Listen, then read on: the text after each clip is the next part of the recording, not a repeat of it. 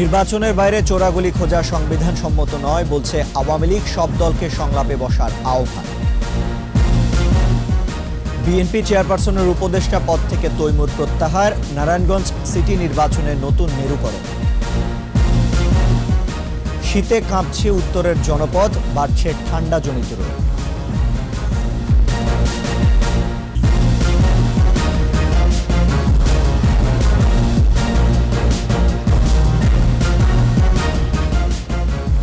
শুনছিলেন first security ইসলামী bank limited সংবাদ শিরোনাম। আমন্ত্রণ জানাচ্ছি 21-এর দেশের সংবাদে। আপনাদের সাথে আছি রিশান মাহমুদ। দর্শক, 21-এ টেলিভিশনের সংবাদ একই সাথে সরাসরি দেখতে পাবেন আমাদের ফেসবুক পেজ www.facebook.com/21e24 অনলাইনে। এছাড়াও সংবাদে আরও থাকছে বিলুপ্তপ্রায় লোকজ সংস্কৃতি যাত্রাপালা, নিয়মিত আয়োজনে দরকার জাতীয় পরিকল্পনা।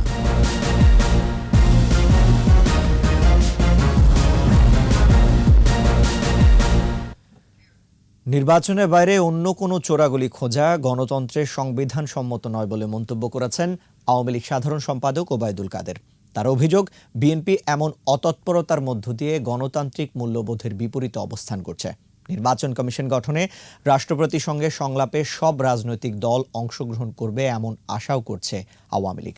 রিয়াদ সুমনের সহায়তায় বাকিটা জানাচ্ছেন আকবর হোসেন সুমন। সরকারি বাসভবন থেকে নিয়মিত ব্রিফিংয়ে যুক্ত হয়ে আসন্ন নির্বাচন ও বিএনপির অবস্থান নিয়ে কথা বলেন আওয়ামী লীগ সাধারণ সম্পাদক ওবায়দুল কাদের। জনগণ কি চায় কি চায় না, ক্ষমতায় আসতে বিএনপি নির্বাচনের বিকল্প খুঁজছে বলে অভিযোগ করেন তিনি। নির্বাচনের বাইরে গিয়ে অন্য কোনো চোরাগুলি খোঁজা গণতন্ত্রের সংবিধান সম্মত নয়। তাই বিএনপিকে বলবো, কথা বলার ফেনায়িত তরঙ্গ না তুলে নির্বাচনমুখী হন, নির্বাচনে আসুন, জনগণের রায় নিন, জনগণের কাছে যান। জনগণ আপনাদের চাইলে আপনারাই ক্ষমতায় আসবেন। এদিকে সাবেক সাধারণ সম্পাদক সৈয়দ আশরাফুল ইসলামের তৃতীয় মৃত্যুবার্ষিকীতে বনানী কবরস্থানে দলের পক্ষ থেকে শ্রদ্ধা নিবেদন করা হয়। পরে রাষ্ট্রপতির কাছে ক্ষমা চাওয়া ছাড়া খালেদা জিয়ার মুক্তির কোনো আইনি পথ নেই বলেও মন্তব্য করেন আওয়ামী লীগ যুগ্ম সাধারণ সম্পাদক। বেগম খালেদা জিয়ার যদি বিদেশি চিকিৎসা নেওয়ার মাত্র একটাই পথ আসে আইনি প্রক্রিয়ায়, সেটা হচ্ছে মহামান্য রাষ্ট্রপতির কাছে ক্ষমা প্রার্থনা করে ওনার দণ্ড মওকুফ হলে উনি শুধু বিদেশে যেতে পারবেন। এ সময় বিএনপি নেতাদের নেতিবাচক মানসিকতার কারণে জনগণ দলটিকে বয়কট করেছে বলে মন্তব্য করেন তিনি। সার্চ কমিটির মাধ্যমে একটা ভালো নির্বাচন কমিশন গঠন করার জন্য এই সংলাপের আহ্বান করেছেন। এতে যদি কেউ অংশ না নেয়, সেটা আমরা মনে করি তাদের দায়িত্বশীলতার পরিচয় তারা দিবে। আমার বিশ্বাস যে সকলে অংশ নেবেন। আকবর হোসেন সুমন, 21 টেলিভিশন, ঢাকা। নারায়ণগঞ্জ সিটি নির্বাচনে প্রতিদ্বন্দ্বিতা করায় বিএনপি চেয়ারপারসনের উপদেষ্টার পদ থেকেও সরিয়ে দেওয়া হলো মেয়র প্রার্থী তৈমুর আলম খন্দকারকে। প্রতিক্রিয়ায় তিনি জানিয়েছেন, দল থেকে সরিয়ে দেওয়ায় তিনি খুশি হয়েছেন। এদিকে গণসংযোগ ও প্রচারণায় দিন দিন জমজমাট হচ্ছে নির্বাচনী রাজনীতি। নারায়ণগঞ্জ প্রতিনিধি রবিউল ইসলামের ক্যামেরায় জেলা প্রতিনিধি বিমল রায়ের রিপোর্ট। দলের সিদ্ধান্ত না মেনে নির্বাচনী মাঠে অ্যাডভোকেট তৈমুর আলম খন্দকার। শেষ পর্যন্ত বিএনপি চেয়ারপারসনের উপদেষ্টার পদ থেকে তাকে অব্যাহতি দেয় বিএনপি। সংবাদ সম্মেলন করে তৈমুর বলেন, নির্বাচন থেকে তিনি সরে দাঁড়াবেন না। ভারপ্রাপ্ত সম্মানিত চেয়ারম্যান জনাব তারেক রহমান একটা সময়োচিত সিদ্ধান্ত নিয়েছেন। তিনি আমাকে জনগণের জন্য মুক্ত করে দিয়েছেন। এখন আমি এই রিস্কাওয়ালাদের তৈমুর রিস্কাওয়ালাদের কাছে ফিরে যাব, ঠেলাগাড়িওয়ালাদের তৈমুর ঠেলাগাড়িওয়ালাদের কাছে ফিরে যাব। তো আমি মনে করি আমার দল আমার একটা উপকার করছে। আমি 2011-তে দলের স্বার্থে দলের কথা নিজেকে আত্মহুতি দিছি। এইবার 2022-এ এসে জনগণের জন্য নিজেকে উৎসর্গ করলাম। এর আগে সকাল থেকে বন্দরের 23 নম্বর ও 24 নম্বর ওয়ার্ডের নবীগঞ্জ চিতাশাল এলাকায় গণসংযোগ করেন তৈমুর আলম খন্দকার। 7 প্রার্থীকে মোকাবেলা করে বিজয়ী হবেন বলেও আত্মবিশ্বাসী তৈমুর। নির্বাচন কমিশনের কাজে এটা প্রমাণ করতে হবে যে নির্বাচনটা তারা সুষ্ঠু করতেছে। প্রত্যেক 7 জন তো ক্যান্ডিডেট, 7 জন প্রতিদ্বন্দ্বীকেই আমার মোকাবিলা করে নির্বাচন করতে হবে। সিদ্ধিরগঞ্জের 7 নম্বর ওয়ার্ডের কদমতলীপুর, ভান্ডারীপুল ও 6 নম্বর ওয়ার্ডের এসও এলাকায় গণসংযোগ করেন আওয়ামী লীগ প্রার্থী ডাক্তার সেলিনা হায়াত আইভি। তিনি সবুজ শ্যামল নগর গড়ে তোলার পাশাপাশি ভোটারদের বিশুদ্ধ পানি সরবরাহের আশ্বাস দেন। সবুজায়নের পাশাপাশি আমাদের এইবারের স্লোগান কিন্তু সবুজ শ্যামল নারায়ণগঞ্জ। এই সবুজ শ্যামল নারায়ণগঞ্জের পাশাপাশি মানুষকে আমার বিশুদ্ধ পানির ব্যবস্থা করে দিতে হবে, বাকি অন্যান্য কাজগুলিকে আমাকে সঠিকভাবে করতে হবে। 16 জানুয়ারি নারায়ণগঞ্জের 27টি ওয়ার্ডে 5,27,357 জন ভোটারের হাতেই ঝুলছে মেয়র ও কাউন্সিলর প্রার্থীদের ভাগ্য। রত্না জামান, 21 টেলিভিশন। আসন্ন ইউনিয়ন পরিষদ নির্বাচনকে কেন্দ্র করে ভোলার ভেদুরিয়া ইউনিয়নে দুই প্রার্থী সমর্থকদের মধ্যে সংঘর্ষে আহত হয়েছেন 20 জন। অন্যদিকে নোয়াখালীর বেগমগঞ্জে আওয়ামী লীগের দুটি নির্বাচনী অফিসে আগুন দেওয়া হয়েছে। ভেদুরিয়া ইউনিয়নে নৌকা ও স্বতন্ত্র প্রার্থী সমর্থকদের মধ্যে দফায় দফায় সংঘর্ষ হয়। আহতদের মধ্যে 12 জনকে ভোলা সদর হাসপাতালে নেওয়া হয়েছে। আটক করা হয়েছে 3 জনকে। এদিকে নোয়াখালী বেগমগঞ্জের জিরোতলি ইউনিয়নে নৌকা প্রতীকের প্রার্থী রফিকুল ইসলাম মিলনের দুটি নির্বাচনী অফিস ভাঙচুর ও আগুন দেওয়া হয়েছে। স্বতন্ত্র প্রার্থী শামসুল আলম লাভলুর বিরুদ্ধে অভিযোগ করেন আওয়ামী লীগ মনোনীত প্রার্থী।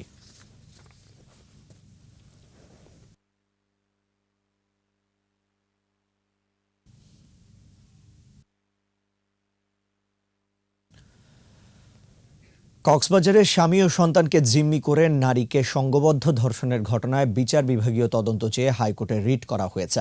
বিচারপতি এম এনায়েতুর রহিমের হাইকোর্ট বেঞ্চ রিটটি আবেদন করেন। রিট আবেদনকারী আইনজীবী বলেন, বিভিন্ন সময় বিভিন্ন সংস্থা থেকে যেসব তথ্য পাওয়া গেছে তা অনেকটা সাংঘর্ষিক, সেজন্য নতুন করে বিচার বিভাগীয় তদন্ত চাওয়া হয়েছে। রিটে স্বরাষ্ট্র সচিব, পুলিশের আইজি, কক্সবাজার র্যাবের সিও সহ 6 জনকে বিবাদী করা হয়েছে। গেল 22 ডিসেম্বর কক্সবাজারে স্বামী ও সন্তানকে জিম্মি করে নারীকে সংঘবদ্ধ ধর্ষণ করে একদল চক্র।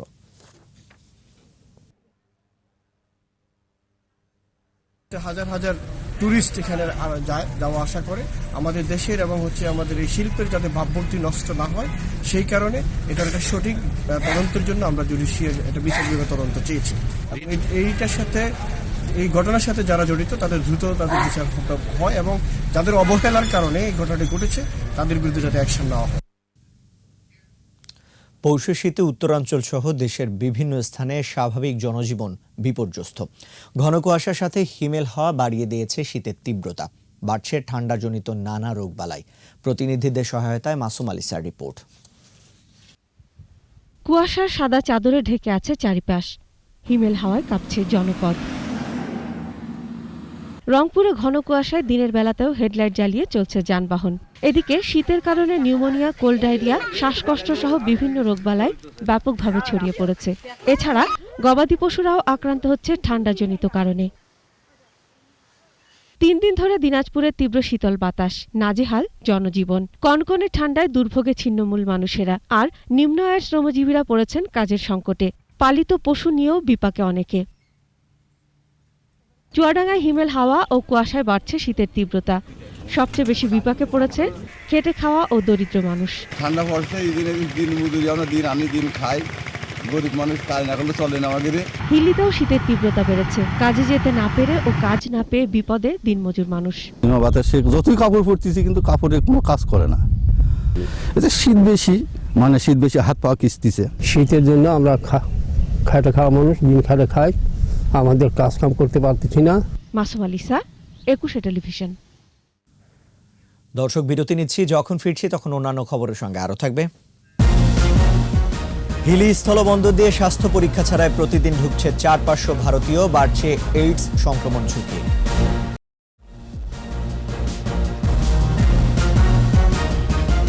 আবারও আমন্ত্রণ 21 দেশের সংবাদে। দিনাজপুরের হিলি স্থলবন্দর দিয়ে ভারত থেকে প্রতিদিন পণ্যবাহী ট্রাকের সাথে চালক ও সহকারী মিলিয়ে 4 থেকে 500 ভারতীয় নাগরিক বাংলাদেশে আসছে। কিন্তু স্বাস্থ্য পরীক্ষার ব্যবস্থা না থাকায় বাড়ছে এইডস রোগের সংক্রমণ ঝুঁকি। আছে মাদক সেবীরও সমাগম। হিলি প্রতিনিধি সালাউদ্দিন বকুলের সহায়তায় মাসুম আলিসার আরও একটি রিপোর্ট। এশিয়ার মধ্যে এইডসে আক্রান্তের দিক থেকে ভারতের অবস্থান প্রথম। প্রতিদিন দেশটি থেকে পণ্যবাহী ট্রাক নিয়ে আসছে অনেকে। থাকছে 20 থেকে 25 দিন। অনেকে মেলামেশা করছে যৌনকর্মী ও তৃতীয় লিঙ্গদের সাথে। সহজলভ্য হয় অনেকে মাদক সেবন করতেও আসে এখানে। তাদের মাধ্যমে HIV এইডস সংক্রমণের আশঙ্কা রয়েছে। স্থানীয়রা বলছেন এইডসে আক্রান্তের ঝুঁকিতে রয়েছে হিলি। আমরা যে ভারত থেকে আসতেছি, যে এই আইভি যে রোগটা, সেই রোগটা যে কার আছে আমরা তো জানিচ্ছি না। তো ভারতেও তো টেস্ট করা হচ্ছে না, বাংলাদেশেও টেস্ট করা হচ্ছে না। ঝুঁকিপূর্ণভাবে আর কি মেলামেশা করে। ইন্ডিয়ান ড্রাইভার যারা ইন্ডিয়া থেকে আসে তারা এইচআইভি পজিটিভে আর কি আক্রান্ত থাকতে পারে।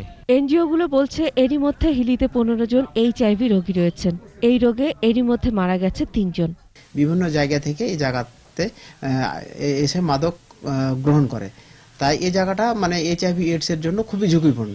ট্রাক ড্রাইভার, হেল্পার আর অনেকে আসে, আর এখানে যারা যৌনকর্মী আসে তাদের সঙ্গে তারা যৌন কাজে লিপ্ত হয়। এই জন্য হিলি এলাকা এইচআইভি এইডস হওয়ার জন্য অনেক ঝুঁকিপূর্ণ এলাকা। স্বাস্থ্য বিভাগ জানিয়েছে করোনার প্রকোপ কেটে গেলে ট্রাক চালক ও হেলপারদের রক্ত পরীক্ষা ব্যবস্থা নেওয়া হবে। এখানে সবসময় এইচআইভি রোগীদের ঝুঁকি সবসময় বেড়েই থাকে। আমাদের পরীক্ষার আওতাটা আরো বাড়ানোর চেষ্টা করছে। যারা এইচআইভি আক্রান্ত আছে তাদের যাতে চিকিৎসার আওতায় আনা হচ্ছে, এই ব্যাপারগুলো আরো প্রচারিত করব। 2020 সালে বাংলাদেশে এইচআইভিতে আক্রান্ত হয়েছেন 658 জন, মৃত্যু হয়েছে 141 জনের। মাসুম আলিসা, 21 টেলিভিশন। এদিকে হিলি স্থলবন্দর দিয়ে পেঁয়াজের আমদানি অব্যাহত থাকলেও ক্রেতা সংকটে বিপাকে পড়েছেন আমদানিকারকরা। দেশে উৎপাদিত পেঁয়াজের ন্যায্য মূল্য নিশ্চিত ও পেঁয়াজ চাষে উৎসাহিত করতে গত 20 ডিসেম্বর থেকে পেঁয়াজ আমদানির অনুমতিপত্র প্রদান স্থগিত রেখেছে সরকার। এরপরও আগের অনুমতিপত্রের মাধ্যমে হিলি স্থলবন্দর দিয়ে পেঁয়াজ আমদানি অব্যাহত রয়েছে। এদিকে দেশীয় নতুন পেঁয়াজ ওঠায় বাজারে পেঁয়াজের সরবরাহ বাড়ায় দাম কম রয়েছে।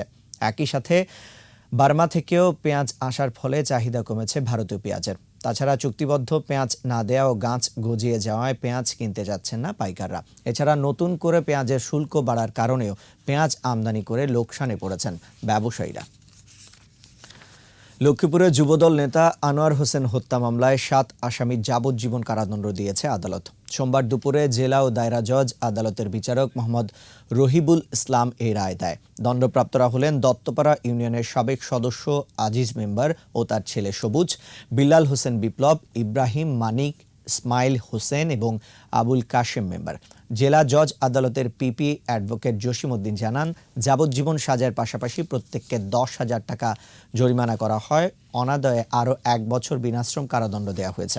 2015 সালের 15 জানুয়ারি 18 জনের বিরুদ্ধে আদালতে চূড়ান্ত প্রতিবেদন দেওয়া হয়। দীর্ঘ শুনানি শেষে আদালত 7 জনের যাবজ্জীবন ও 11 জনকে খালাস দেন। রাজশাহীতে পুলিশ মুক্তিযুদ্ধ স্মৃতি জাদুঘরের ভিত্তিপ্রস্তর স্থাপন করেছেন আইজিপি ডক্টর বেনজির আহমেদ। সকালে রাজশাহীর পুলিশ লাইন্সে এই কাজের উদ্বোধন করেন তিনি। মেট্রোপলিটন পুলিশের উদ্যোগে এই জাদুঘর নির্মাণ করা হচ্ছে। মুক্তিযুদ্ধে পাকিস্তানি হানাদার বাহিনীর সাথে পুলিশ বাহিনীর সম্মুখ যুদ্ধে 17 জন সহ মোট 23 জন পুলিশ সদস্য নিহত হয়। সেই স্মৃতি সংরক্ষণে এই মুক্তিযুদ্ধ স্মৃতি জাদুঘর স্থাপনের উদ্যোগ বলে জানিয়েছে পুলিশ। জাদুঘর নির্মাণ কাজের উদ্বোধনের পর আইজিপি আর এমপির নবনির্মিত মালোপাড়া পুলিশ ফাঁড়ি, তালাইমারি পুলিশ ফাঁড়ি ও রেশন স্টোর ভবন উদ্বোধন করেন। পরে পুনাকের উদ্যোগে শীতার্থদের মাঝে শীতবস্ত্র বিতরণ ও মেধাবৃত্তি প্রদান অনুষ্ঠানে যোগ দেন তিনি। এবার এস আলম গ্রুপ চট্টগ্রাম সংবাদ।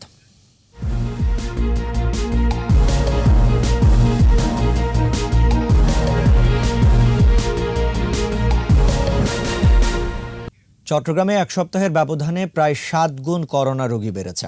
সোমবার চট্টগ্রাম সিভিল সার্জন কার্যালয় থেকে প্রকাশিত প্রতিবেদনে তথ্য অনুযায়ী চট্টগ্রামে অ্যান্টিজেন টেস্ট সহ 12টি ল্যাবে নমুনা পরীক্ষা করা হয়। এতে গত 24 ঘন্টায় 1467টি নমুনা পরীক্ষা করে 23 জনের শনাক্ত হয়েছে। নমুনা পরীক্ষার তুলনায় সংক্রমণের হার 1.56%। 1 সপ্তাহ আগে মাত্র 3 জনের শরীরে করোনা ভাইরাস পাওয়া গিয়েছিল। চট্টগ্রামে এ পর্যন্ত 1,02,681 জন সহ করোনা আক্রান্ত হয় এবং মারা যান 1,332 জন। কক্সবাজারে বিএনপি ও যুবলীগের সমাবেশকে কেন্দ্র করে 144 ধারা জারি করায় অন্য স্থানে সংক্ষিপ্ত সমাবেশ করেছে বিএনপি। বেলা 11টার দিকে শহরের ঈদগাঁও মাঠে ওই সমাবেশে দলের স্থায়ী কমিটির সদস্য নজরুল ইসলাম খান বলেন, জনগণের প্রতি সরকারের আস্থা নেই। বিএনপির সাংবিধানিক অধিকার হরণেরও অভিযোগ তার। এদিকে প্রশাসন বলছে 144 ধারা অমান্য করে জড়ো হওয়ার চেষ্টা করায় বিএনপি নেতাকর্মীদের সরিয়ে দেওয়া হয়েছে। এছাড়া অপ্রীতিকর পরিস্থিতি এড়াতে শহরের প্রবেশদ্বার থেকে প্রতিটি পয়েন্টে অতিরিক্ত পুলিশ মোতায়েন করা হয়েছে।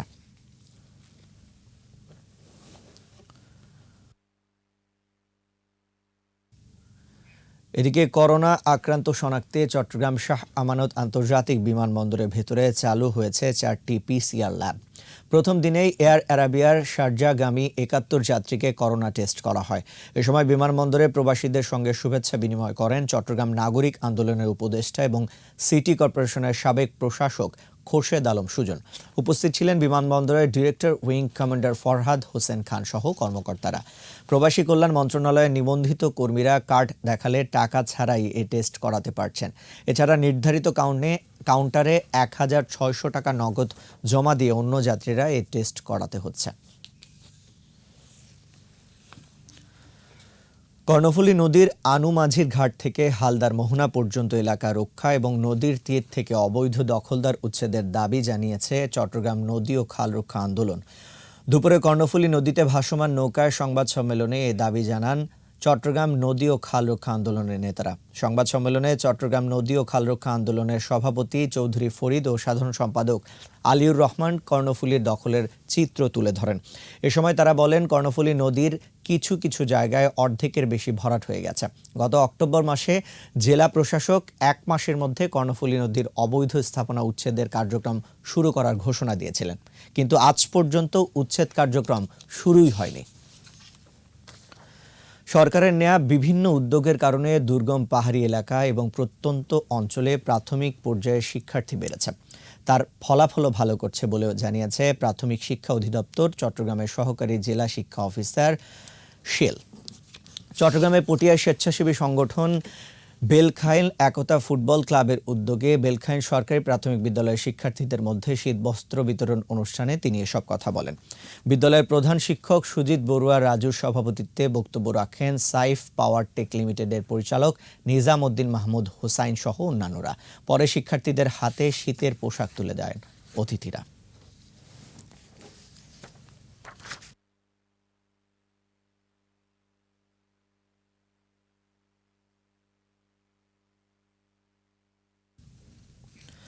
কক্সবাজার শহর উখিয়া টেকনাফে কর্মরত গণমাধ্যম কর্মীদের নিয়ে মানবিকতার জন্য সাংবাদিকতা শীর্ষক দিনব্যাপী কর্মশালা অনুষ্ঠিত হয়েছে। শহরে একটি হোটেলে আন্তর্জাতিক সেবা সংস্থা ওয়ার্ল্ড ভিশনের সহযোগিতায় এক্সপোজার নামের একটি বেসরকারি সংস্থা এই কর্মশালার আয়োজন করে। কর্মশালার আলোচনায় অংশ নেন বিশিষ্ট সাংবাদিক আনিস আলমগীর। মোট 35 জন গণমাধ্যম কর্মী অংশ নেন এতে। এ সময় এক্সপোজার কমিউনিকেশনের উপদেষ্টা সাংবাদিক শিহাবুর রহমান, বাংলাদেশ রেড ক্রিসেন্ট সোসাইটির পরিচালক আব্দুল মুক্তাদি সহ অন্যান্যরা উপস্থিত ছিলেন।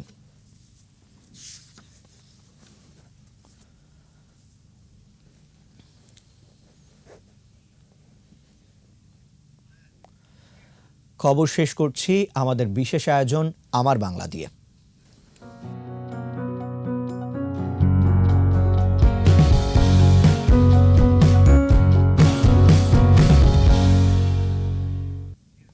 আবহমান বাংলায় যাত্রাপালার প্রচলন প্রাচীনকাল থেকে, তবে ধীরে ধীরে হারিয়ে যাচ্ছে লোকজ সংস্কৃতির অনন্য এ আয়োজন। দীর্ঘদিন পর গোপালগঞ্জে জেলা প্রশাসনের উদ্যোগে হয়ে গেল ঐতিহ্যবাহী যাত্রাপালা। মুশফিকা নাজনীনের রিপোর্ট।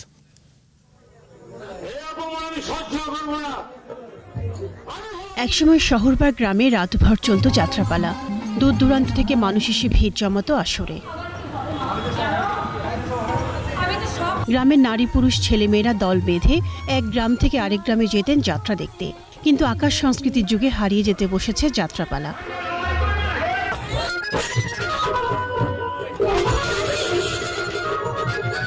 গোপালগঞ্জে অরণ্য অপেরা শিল্পীরা তাদের অভিনয়ের মাধ্যমে ফুটিয়ে তোলেন মুক্তিযুদ্ধের কাহিনী নির্ভর পালা। যাত্রাটা বাংলাদেশের আদি সংস্কৃতি এবং সমাজের দর্পণ। অনেক বিরতির পরে আজকে যাত্রা দেখে অনেক ভালো লাগলো। দীর্ঘদিন পর আবার যাত্রা হয় খুশি শিল্পীরা, আবার কর্মময় হয়ে উঠবে তাদের জীবন, এমনটাই আশা তাদের।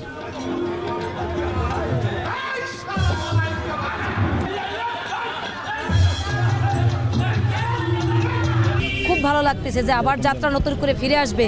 যদি যাত্রা আসে আমরা বেঁচে থাকবো। আমাদের হারিয়ে যেতে দেবেন না, আমাদেরকে বাঁচতে দিন। আগামীতে নিয়মিত যাত্রা আয়োজনের কথা জানালেন জেলা প্রশাসক। এই শিল্পের সাথে যে সমস্ত আমাদের কলাকুশলীরা যারা ছিলেন, যারা হারিয়ে যেতে বসেছিলেন, তারা আবার এই চর্চার মাধ্যমে আবার আমাদের লাইমলাইটে আসবেন। তবে যাত্রা হারানো গৌরব ফেরাতে জাতীয় পরিকল্পনা দরকার বলে মনে করছেন সংশ্লিষ্টরা। মুশফিকা নাজনীন, 21 টেলিভিশন। আর এরই সাথে শেষ করছি 21 দেশের সংবাদ। যাবার আগে ফার্স্ট সিকিউরিটি ইসলামী ব্যাংক লিমিটেড সংবাদ শিরোনামগুলো আরও একবার। নির্বাচনের বাইরে চোরাগুলি খোঁজা সংবিধান সম্মত নয় বলছে আওয়ামী লীগ, সব দলকে সংলাপে বসার আহ্বান। বিএনপি চেয়ারপারসনের উপদেষ্টা পদ থেকে তৈমুর প্রত্যাহার, নারায়ণগঞ্জ সিটি নির্বাচনের নতুন মেরুকরণ। শীতে কাঁপছে উত্তরের জনপদ, বাড়ছে ঠান্ডাজনিত রোগ।